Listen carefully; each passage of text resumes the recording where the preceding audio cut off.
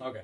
This is a story about a time in middle school, about a phase in my life, and um, something that I did that I totally screwed up and made my dad really angry, and how we kind of reconciled that. So I was super into this thing called airsoft fighting, which was you bought like these guns that shot plastic BBs, and then you'd have teams and you'd fight with your friends, kind of like paintball.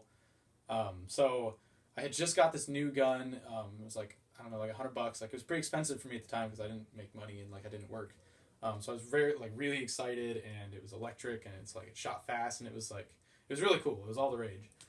So I was getting super pumped to play with my friends, and I was home with my dad. My dad was upstairs, and I was downstairs on my couch watching TV, just messing with the gun. And I was so sure that it was not loaded. It was not loaded. I checked multiple times. It was totally unloaded. I didn't.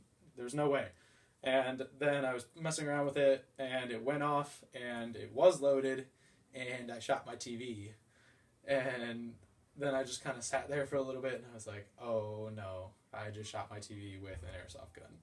This is bad. And there was like a circle right in the middle, and then all these lines coming off it, and it was like a flat screen TV, so it was like broken.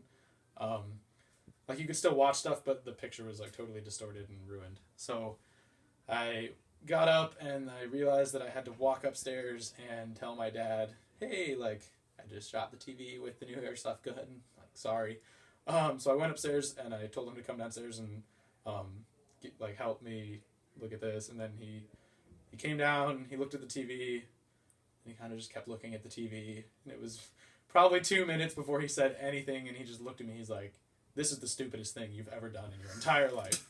And I'm gonna take the gun and I'm gonna go break it outside on the concrete. And yeah, he said some other choice words. And yeah, I've never seen my father ever that angry.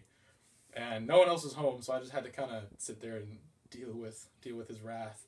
Um, so then it was a little tense for a week or so, and the TV was still broken. Like we'd still watch it because we didn't go get a new one right away, so we'd still watch it. But it was just like the picture was all weird every time we did, and it was just like a constant reminder of like, oh look, you screwed up so bad.